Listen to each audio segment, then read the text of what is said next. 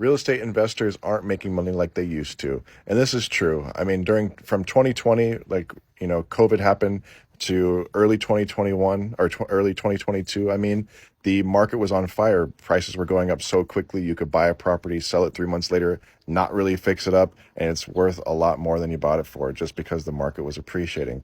That's what happens during those crazy cycles. Now the Fed has raised interest rates, and that appreciation has pretty much stopped and gone backwards in a lot of markets. So, of course, flippers are not making money like they used to. Some, I'm sure, are losing money in this market because they bought a property. They got used to the way the market was in 2020 and 2021. A lot of newbies saw that market and thought that was going to continue for indefinitely, and that's just not the case. That's not reality.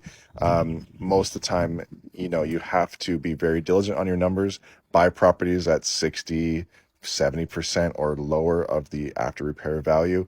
People were getting very aggressive and purchasing properties at 80 or 90% of the after repair value, knowing that the properties were going to appreciate in value just over time. And that's just not happening now. So a lot of those real estate investors that got used to those market conditions are now losing money because the market has gone the other way.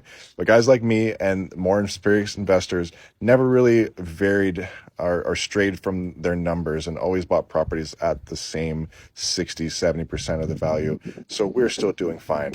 During 2020 and 2021, when the market was going up, we were doing really, really good because we were staying with our model and how we buy properties, even when the market was appreciating so quickly, because we know what can happen with the market. The market can turn in an instant when the Fed, decides to raise interest rates overnight.